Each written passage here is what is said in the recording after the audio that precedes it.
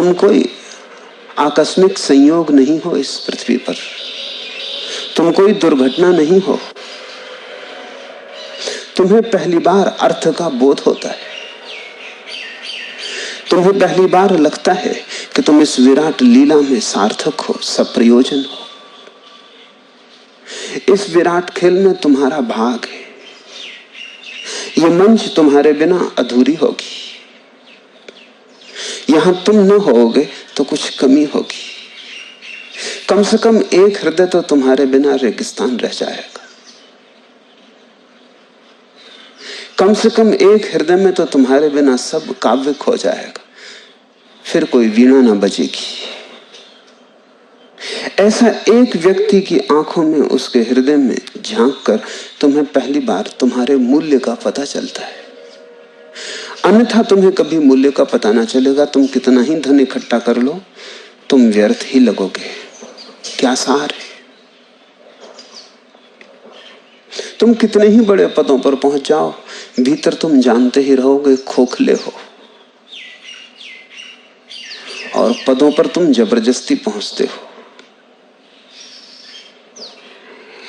इसलिए अगर तुम लोगों की आंखों में पदों पर से देखोगे तो तुम्हें लगेगा कि तुम्हारे बिना वो कहीं ज्यादा आनंदित होंगे।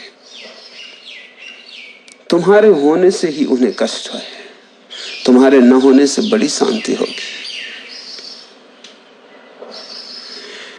तुम्हारे पास धन हो और तुम लोगों की आंखों में देखो तो तुम्हें लगेगा कि तुम शत्रु हो। तुमने जैसे उनका कुछ छीन लिया है जो तुम्हारे हटते ही उन्हें वापस मिल जाएगा।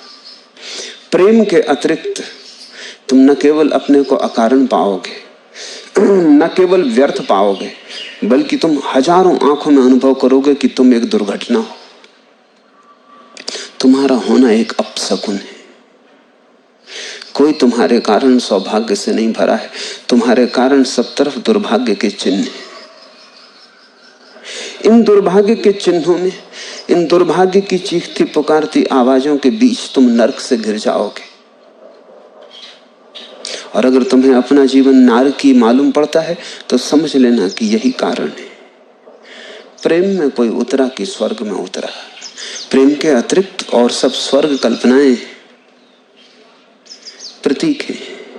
एक ही स्वर्ग है वास्तविक, और वो ये है कि तुम किसी के लिए इतने सार्थक हो उठो कि दूसरा अपना जीवन खोने को राजी हो जाए तुम्हारे लिए।